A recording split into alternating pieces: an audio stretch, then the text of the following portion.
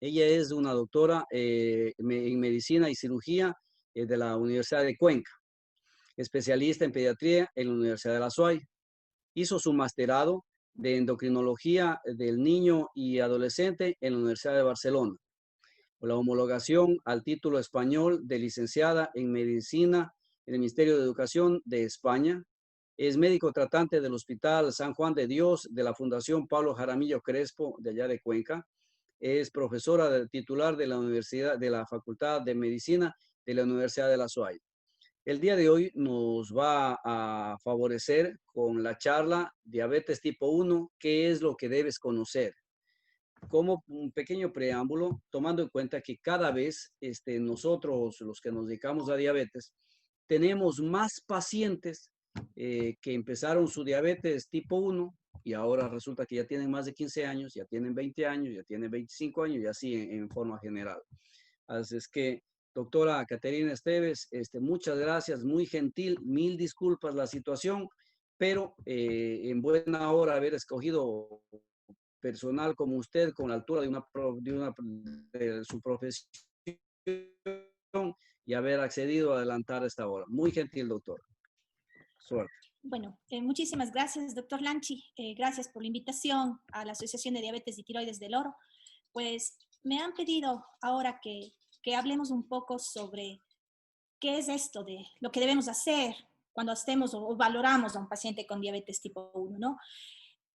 Yo he traído a colación un caso clínico de un debut de un paciente con diabetes tipo 1 porque creo que hablar nuevamente de diabetes, las generalidades, la epidemiología, la fisiopatología, esto lo podemos hacer diariamente cogiendo simplemente un libro de fisiología y ya está.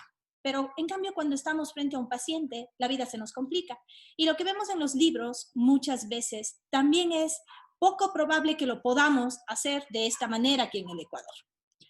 Vamos a hacer un caso clínico, entonces. Se trata de una paciente de sexo masculino. La pantalla no está compartida, mi doctora, mil disculpas. Oh, perdón. Está, ahora no sé si la ven. No. A ver, espérenme un segundo. Vamos a volver a compartir por si acaso. Eso. Además, acuérdense que durante el día de hoy vamos a sortear algunas situaciones de las empresas que nos han favorecido, así es que estemos pendientes todo mundo. Esperemos que se logre. Ahora. No. No, porque está compartiendo la pantalla. Sí se tiene visual, está bien compartida la pantalla, está en el tamaño ideal y todo. ¿Está compartida? Sí, doc, está compartida. Entonces, sigamos, algo pasó con la mía más bien. Discúlpeme, doctora, sigamos. No se preocupe. Perfecto. Entonces, bueno, retomando esto, ¿no? Volviendo al tema que nos compete hoy. Se trata de una paciente de sexo femenino con 10 años, 3 meses de edad, procedente y residente de la ciudad de Cuenca, una ocupación obviamente escolar, un grupo sanguíneo RH positivo y la fuente es mixta. El motivo de consulta fue por alteración del estado de conciencia. Cuando realizamos la enfermedad actual, empezamos a valorar que la niña presentaba desde hace 5 días previos a su ingreso polidipsia, poliuria, astenia y pérdida de peso. 12 horas previas a su ingreso, la polidipsia aumenta, presenta hiporexia, la astenia es más marcada, dolor abdominal a nivel del epigastrio y la niña empezaba a estar somnolienta. Su padre nos decía que pasaba dormida la mayor parte de la mañana. 1 hora antes, su padre indica que responde únicamente a estímulos verbales, pobre respuesta a estímulos dolorosos y que se encontraba en mal estado general, por lo que decide acudir al servicio de urgencias de la Fundación de la Pablo Jaramillo. Dentro de los antecedentes prenatales, no hay absolutamente nada relevante al caso. En los antecedentes natales igual, ¿sí? Tenemos únicamente un capurro de 36 semanas y parece que hizo una taquirnia transitoria del recién nacido propia de las semanas gestacionales. En los antecedentes postnatales, lo único que nos llamaba la atención es que presenta nicturia 3 semanas previas al ingreso y que en los antecedentes familiares había un fallecimiento de su madre hace 4 meses por un aparente diagnóstico de miastenia. En las condiciones socioeconómicas, esta niña vive actualmente con su padre, con su hermana mayor de 24 años, 2 sobrinos. La casa es prestada y vive en una zona rural aquí de la ciudad de Cuenca. Presenta agua, luz eléctrica, no tenían alcantarillado, viven con animales intradomésticos e inclusive reciben divisas de Estados Unidos alrededor de $150 mensuales. Su padre comenta desde hace 2 meses que no está trabajando y que come muy poco en calidad, en cantidad y en variedad, como es de esperarse en estas condiciones.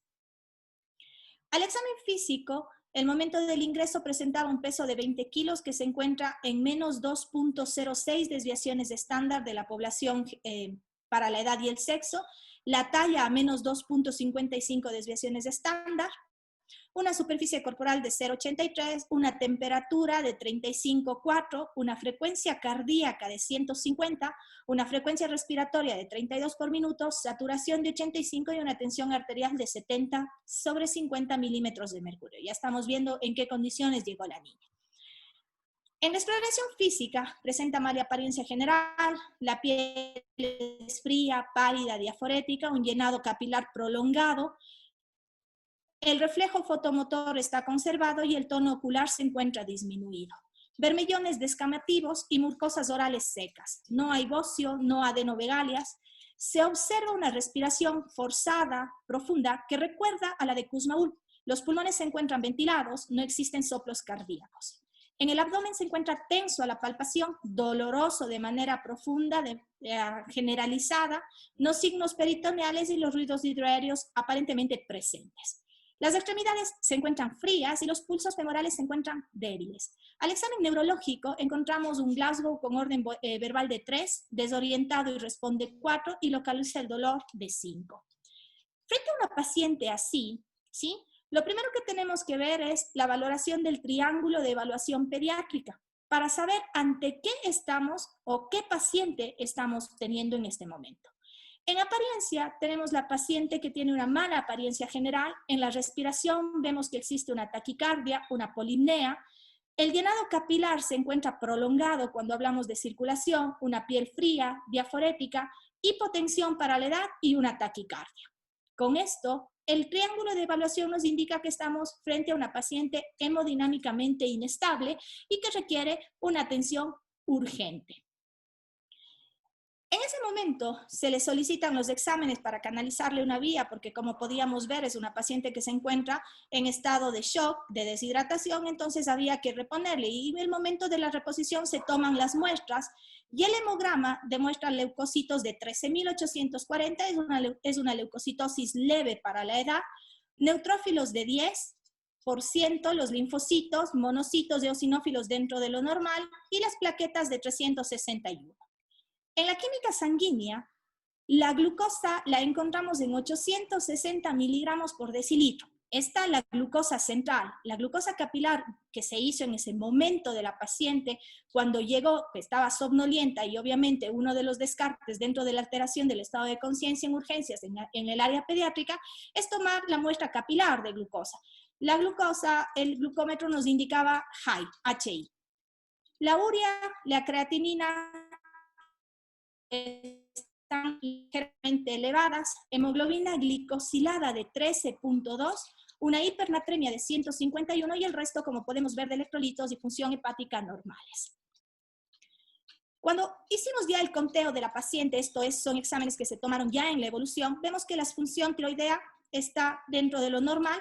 Existe una hipercolesterolemia de 217, unos hipertrigliceridemia de 295, LDL de 130, ya podemos ir explicándonos por qué se dan esto de aquí. Y obviamente en estas épocas de pandemia, ¿sí? Viendo cómo nos encontramos, se decidió realizar las pruebas de COVID, las cuales reportaron negativas.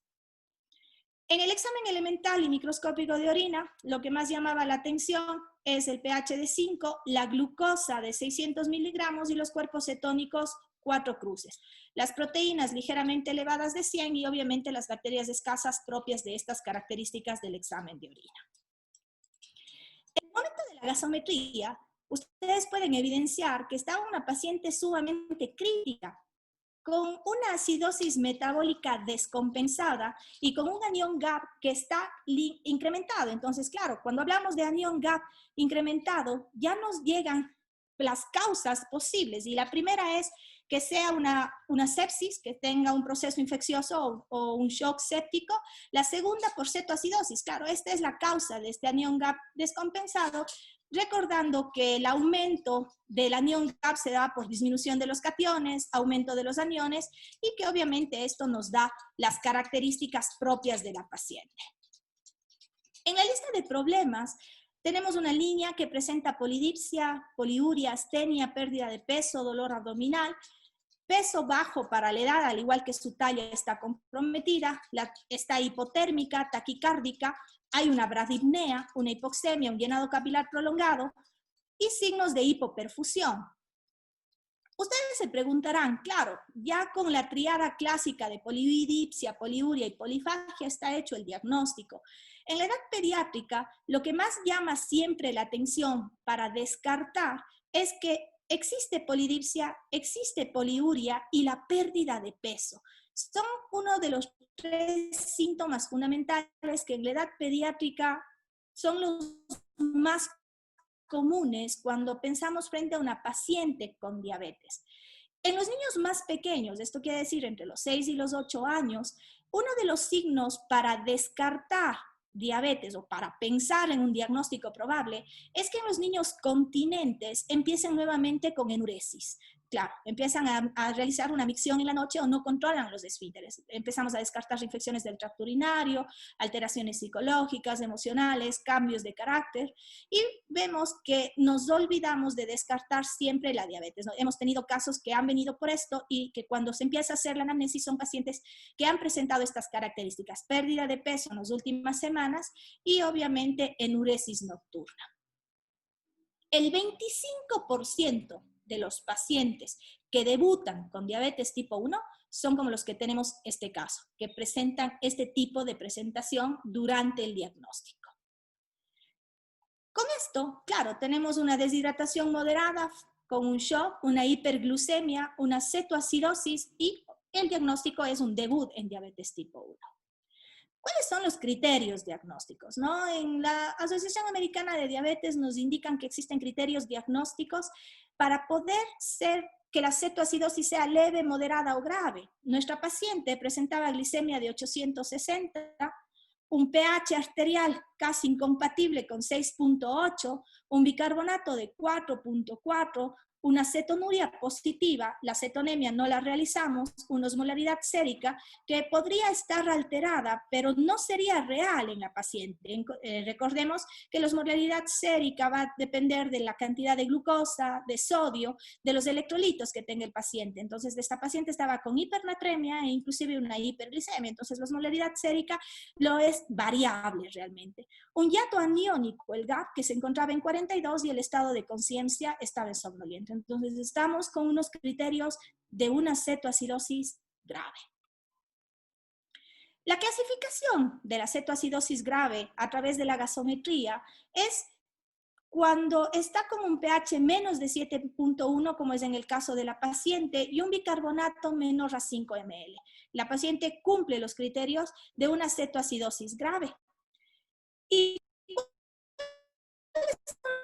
manifestaciones de una cetoacidosis en diabetes, que es la deshidratación, la profundidad y la respiración de Kussmaul, el dolor abdominal, las náuseas y el vómito, y obviamente las alteraciones del estado de conciencia. Nuestra paciente cumple todos. En el espectro clínico de pacientes con diabetes, ustedes pueden recordar que podemos tener una cetoacidosis pura, una cetoacidosis con un coma hiperesmolar o una coma hiperesmolar puro.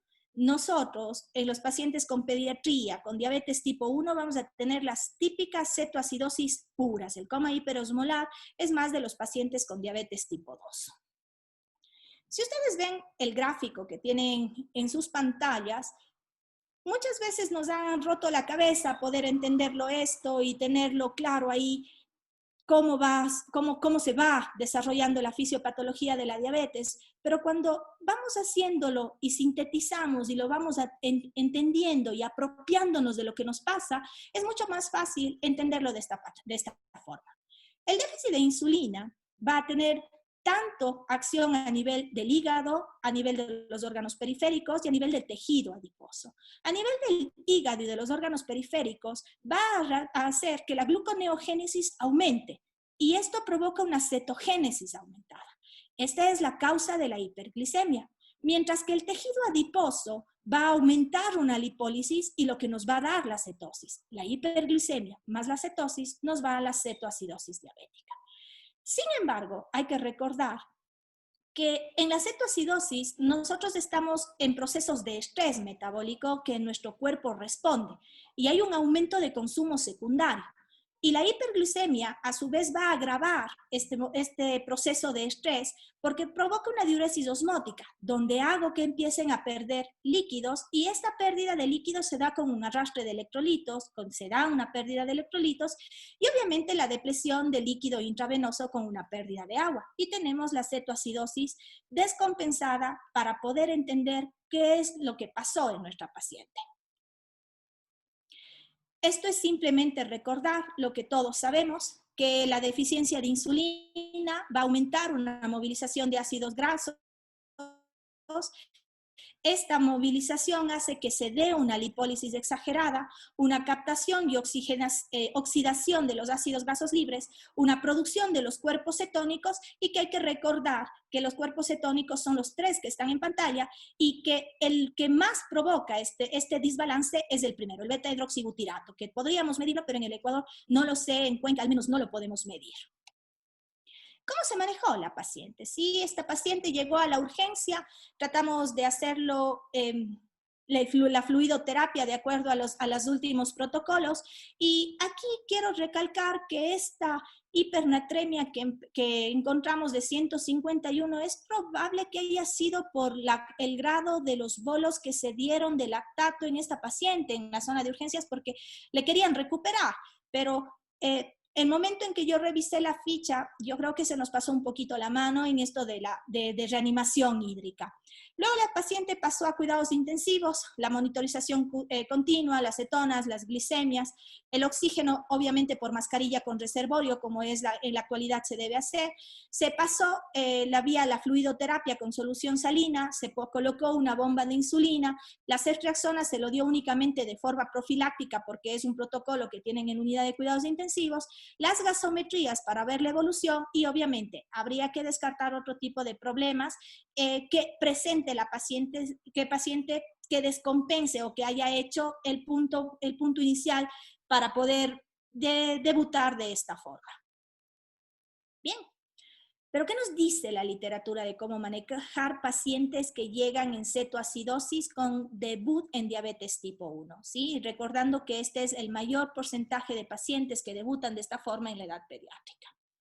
Primero hay que recordar cuáles son los objetivos del tratamiento. Tener un checklist mental nos permite hacer que no se nos pase nada. Corregir la deshidratación, corregir la acidosis y revertir la cetosis, restaurar la glicemia, evitar las complicaciones del tratamiento que nosotros instauremos y obviamente identificar y tratar los factores que hicieron que ésta se presente o se desencadene. ¿Cuáles son los criterios de ingreso en UCI? No todo paciente con debut en diabetes tipo 1 tiene que ser ingresado a la unidad de cuidados intensivos. Esto hay que tenerlo muy en claro, porque estamos acostumbrándonos a que un diabetes tipo 1 sea igual a ingreso a cuidados intensivos y no nos damos cuenta la gravedad que hacemos al paciente y a su familia, ¿sí? Entonces, ¿cuáles son los criterios? Hay que tenerlo claro. Primero, toda cetoacidosis grave, claro. Larga duración de los síntomas, que exista un gran compromiso circulatorio o que exista alteración del nivel de conciencia. Esta paciente los cumple.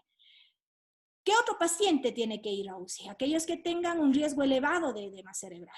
Todo niño menor de 5 años de edad. Todo niño que presente acidosis grave en el momento de diagnóstico.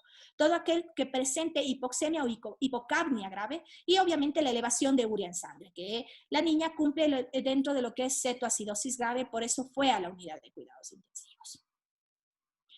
Cuando hablamos en cambio, buscando la literatura, porque esto va a depender de dónde uno se haya formado, de dónde es la escuela que se haya formado y obviamente hay que recordar que los principios básicos de reposición hídrica no hay ningún tipo de estrategia que haya sido superior. Y a esto me refiero porque hay todavía médicos que lo manejan como la escuela de Argentina y hay otros que ya hemos ocupado de cómo aprendimos en donde nos formamos. Siempre nos han dicho que los principios descritos forman parte de un documento de consenso y la Sociedad Europea de Endocrinología Pediátrica y la Sociedad Internacional de Pediatría y Adolescentes con Diagnóstico de ISPAD nos dicen que tenemos que manejar de la siguiente forma.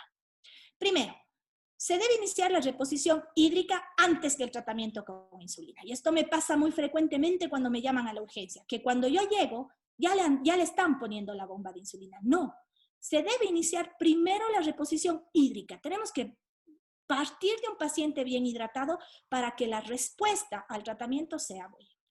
La utilización de cristaloides, sea lactato o solución salina, y que la carga de volumen solo se hace si es necesario restablecer la circulación, si es un paciente que está con signos de shock. Y que obviamente esta reposición no puede ir más allá de las 2 veces iniciales que lo hacemos en el área pediátrica.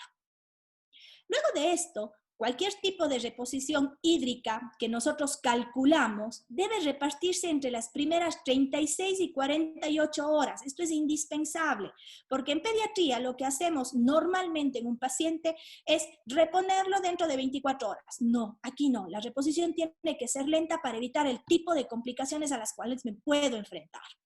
Si encontramos hiponatremia, debemos recordar que esta es dilucional y que por eso las nuevas guías de fluidoterapia nos indican que la solución salina debe ser la indicativa en las primeras horas frente a un paciente con cetoacidosis. Y que la administración inadecuada se asocia obviamente a acidosis hiperclorémica, que era el riesgo de nuestra paciente. Una vez que ya los valores de glucosa se encuentren iguales o menores a 200, es el momento de cambiar a dextrosa, pero en solución salina. Antes lo hacíamos dextrosa en 5% en agua, es una solución hipotónica. Ahora nosotros necesitamos aprender a que debemos utilizar soluciones isotónicas y que el cambio de solución salina a dextrosa tiene que ser con valores de 200 o menos, no antes. Y que la reposición de potasio no es inicial, debido a que cuando administremos insulina, estos mejorarán evidentemente por el mecanismo fisiológico de reposición. Claro, ¿y qué nos dicen las guías sobre el tratamiento insulínico? Que la rehidratación por sí sola va a causar ya un descenso en la glicemia y que el tratamiento de insulina solamente lleva como objetivo normalizar la glicemia y suprimir la lipólisis y la cetogénesis, como es el caso de nuestro paciente. Al iniciar la bomba de insulina, debe ser 1 o 2 horas después de la reposición hídrica, no en conjunto. Y la forma en cómo uno forma o calcula la bomba de insulina o la prepara, va a depender de la escuela en donde se formó. Hay un sinnúmero de guías que indican cómo preparar. Mientras uno tenga la seguridad y la sepa manejar cómo uno prepara, pues la dosis de insulina y la bomba de insulina va a ser regular y adecuada para el paciente. Esto es importante. No hay comprobado que los bolos de insulina endovenosa recuperan más rápidamente la cetoacidosis. Esto es importante recordar. No me sirve mandar bolos de insulina. No es lo normal, no es lo fisiológico. Cuando en cambio ya tenemos a un paciente que está hidratado, a un paciente cuya glucosa, cuya glicemia capilar se encuentra en descenso, cuyos signos vitales se van recuperando, cuya oxigenoterapia va mejorando, los líquidos de mantenimiento serán siempre revalorados de manera continua. Es por esto que los líquidos al inicio deben ser calculados para las 36 o 48 horas. Y obviamente, la utilización de dextrosa al 5% en solución salina, porque está prohibido utilizar soluciones hipotónicas en pediatría. ¿Qué es lo que nos dice la ISPAD en el 2018? ¿Sí? En general, para la reposición de potasio, la ISPAD nos dice esto, que si encontramos potasio a mayor de 5.5, no es necesario añadir potasio a la sueroterapia. Que si nuestro potasio está entre 4.5 y 5.5, añadamos únicamente 20 miliequivalentes que nos dan calculando más o menos a 1 miliequivalente kilo peso. Y si el potasio está en menos de 4, ahí sí tengo que añadir a 2 miliequivalentes kilo día a la sueroterapia. ¿Cómo vamos a restaurar y cómo vamos a tratar la acidosis? La acidosis obviamente va a mejorar únicamente con la administración del volumen. Y la acidosis obviamente mejorará la perfusión tisular, la función renal, aumentando la excreción de los ácidos orgánicos que nos han provocado esto. Y la administración de insulina hace su efecto, detiene la producción de cuerpos cetónicos y permite que el metabolismo se vaya generando una homeostasis de nuestro organismo. Y esto es importante. No se ha demostrado en las últimas guías clínicas ningún beneficio con la administración de bicarbonato. Pero sí se han visto efectos adversos como la acidosis paradójica del sistema nervioso central o la hipocalemia secundaria, las correcciones inadecuadas y rápidas de potasio. La administración conjunta de sodio, como viene gluconato o bicarbonato de sodio, hace que tengamos la posibilidad de tener hipernatremias secundarias y podemos así aumentar secundariamente la osmolaridad sérica. Entonces, hay que saber cuándo vamos a hacer la corrección, qué niveles de bicarbonato debo tener en la gasometría para hacer una corrección adecuada y óptima. Entonces, primero, se debe corregir cuando el pH arterial esté en menos de 6.9. En nuestra paciente se corrigió, cumplía el criterio. Y en los que la disminución de la contractilidad obviamente puede empeorar la perfusión periférica y obviamente se decida la administración de adrenalina. Es probable que nuestra paciente, por el estado que debió haber estado, debió haber recibido en algún momento algún inotrópico como la adrenalina. ¿Qué es a lo que venimos a colación? Lo he tratado de hacer muy resumido porque es un flujograma que debemos tenerlo en mente.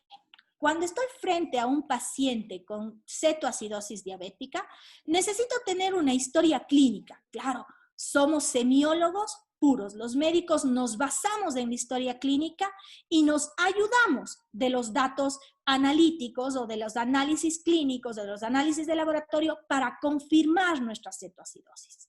Cuando tenemos cetoacidosis, tenemos que luego valorar el grado de hidratación del paciente.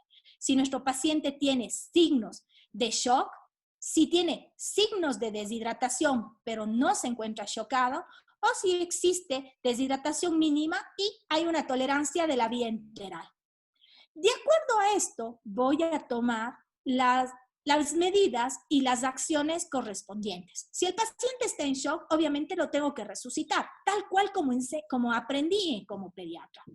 Si me encuentro con signos de deshidratación, a su vez tendré que recuperar el grado de pérdida de líquido, recalcularé las necesidades y vuelvo a repetir, valoración de los líquidos, el cálculo es de 36 a 48 horas. Mantener la solución fisiológica para ayudar al descenso, valorar un electrocardiograma inicial para ver algún tipo de anomalía de la onda T, y si la deshidratación mínima, puedo empezar directamente con insulina subcutánea, mantener una hidratación oral y obviamente la evolución. En el paciente que esté chocado o que tenga signos de deshidratación, es preferible, obviamente, canalizarlo, tener una vía y en las primeras horas hay que, por favor, poner una bomba de insulina de manera correcta y adecuada. La monitorización de un paciente como el que les presento debe ser continua, un balance hídrico, obviamente tener control del estado neurológico, control de los electrolitos y gasometría permanentes y una monitorización. Como estaba en cuidados intensivos, la niña lo podía hacer. Si no existe mejoría, tenemos lo primero antes de ir a ver, de aumentar la dosis de insulina, tengo que ver que la niña esté hidratada. El primer puntual es el cálculo de líquidos endovenosos. Después me encargaré de ver cómo le estoy dando la insulina, revisar cómo está preparada la bomba de insulina y obviamente si necesita medidas de reanimación o considerar, sobre todo, sepsis asociada.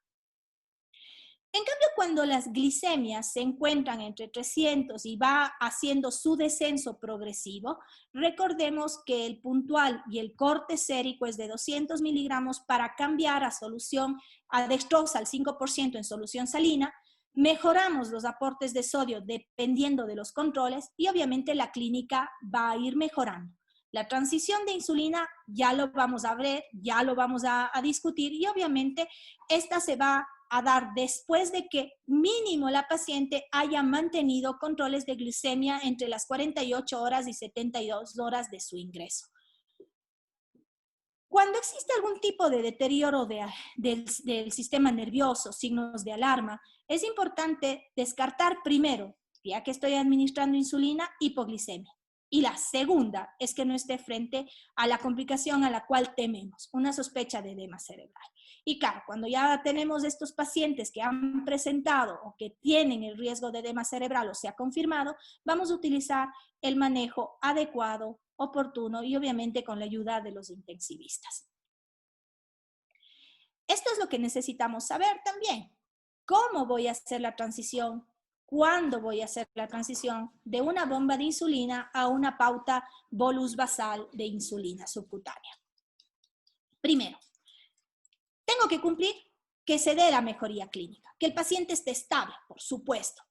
Cuando se haya resuelto o que la cetoacidosis se encuentre de moderada o leve. Cuando el paciente empiece a tolerar de forma adecuada la vía enteral. Se dice en las guías que el mejor momento para iniciar el cambio de bomba de insulina a pauta subcutánea es justo antes de una comida, porque tenemos que hacerlo de la manera fisiológica. Para evitar hiperglicemias de rebote, que siempre he evidenciado, la primera insulina debe ser la que sea administrada de 15 a 30 minutos antes de la comida.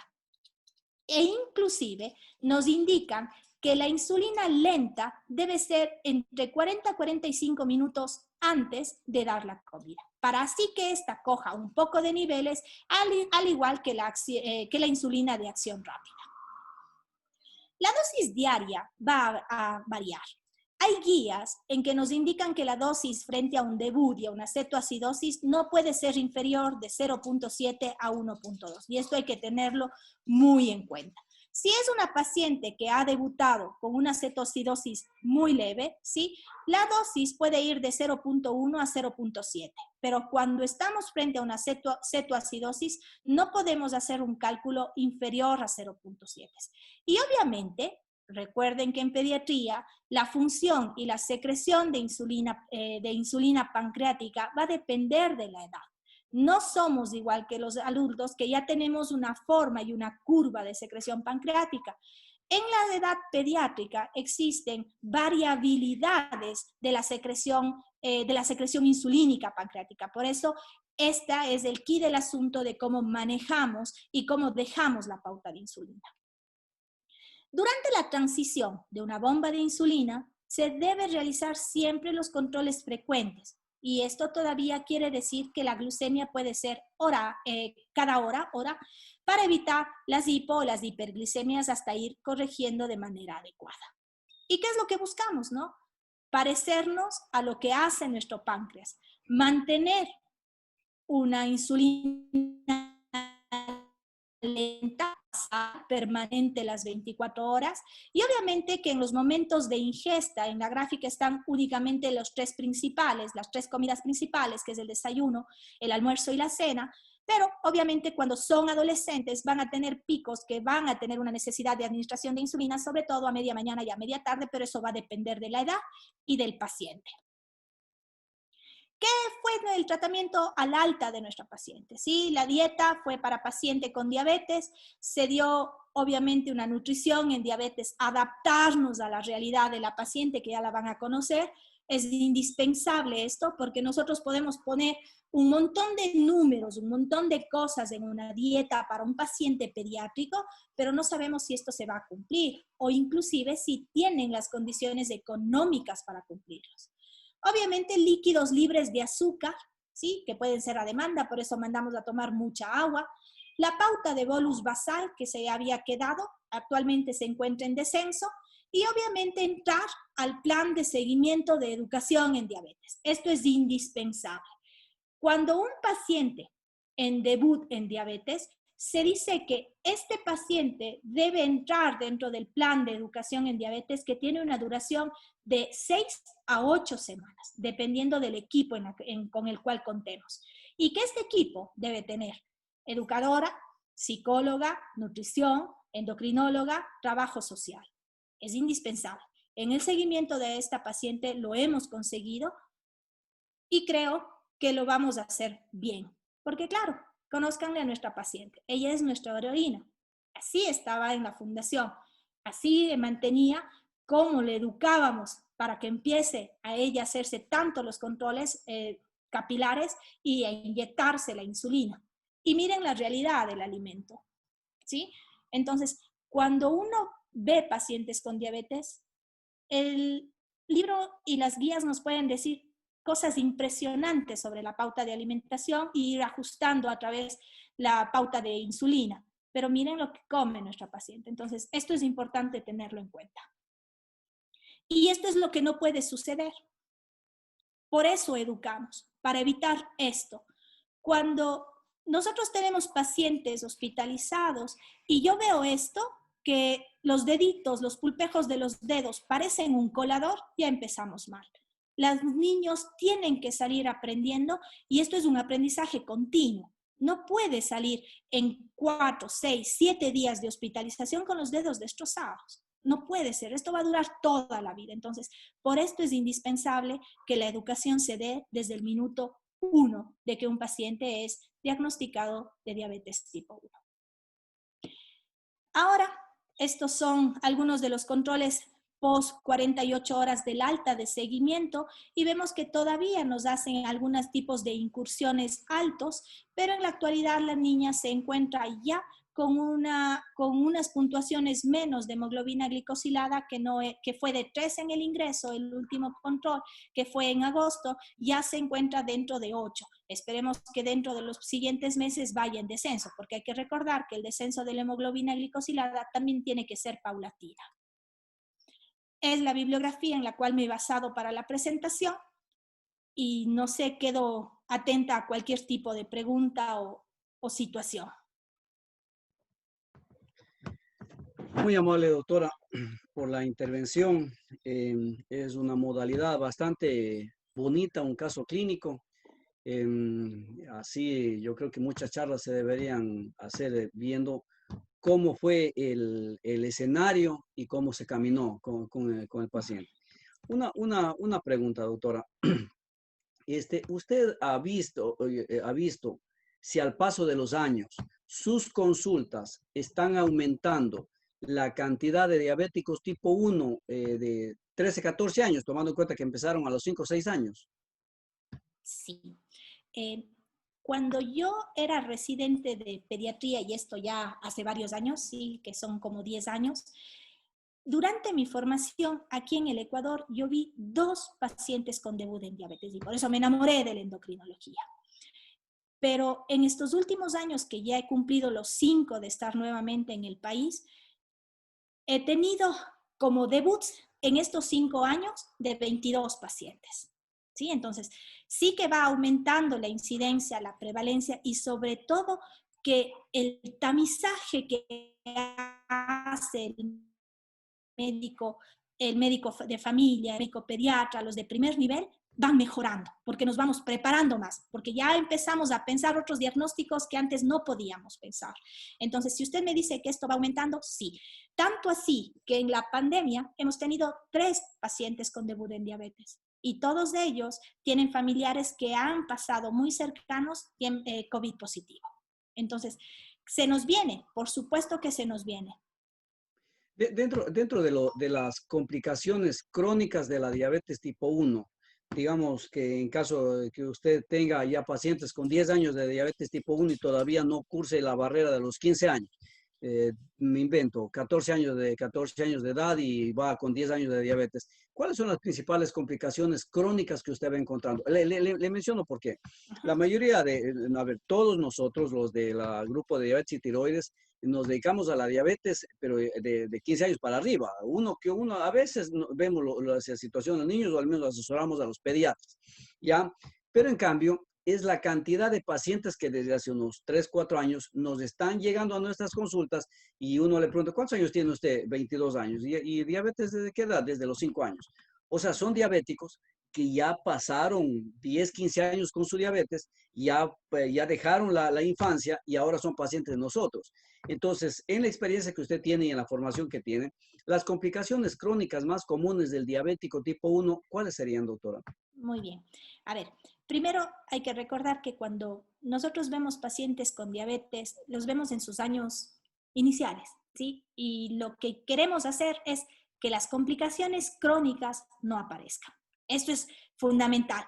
Yo siempre digo, si en algún momento uno de los pacientes que acompaño aparece con algún tipo de complicación crónica que yo no la debo ver en edad pediátrica, yo ya he fallado como médico, porque no tuve la capacidad de llegar al paciente. Eso uno. Las complicaciones crónicas que yo he visto cuando me pertenecía al Instituto Ecuatoriano de Seguridad Social fueron en dos muchachos, una mujer de 16 años y un chico de 15 años cuyos años con diabetes eran aproximadamente entre 8 y 7 años.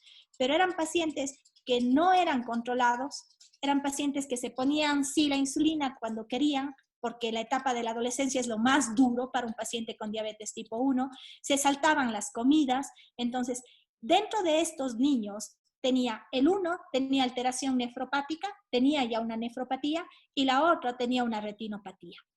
Del grupo que conozco con diabetes tipo 1 hasta el momento, no tenemos complicaciones crónicas. Pero claro, a la larga, si el paciente se encuentra permanentemente en mal control, si no lo realiza o no se adapta o no se adhiere de forma adecuada a lo que es mantener o vivir con diabetes tipo 1, seguramente aparecerán las complicaciones. Pero las más frecuentes es realmente nefropatías, retinopatías y algunas alteraciones del sensorio. Agradecemos a la doctora Caterina Esteves, muy gentil doctora, muy amable.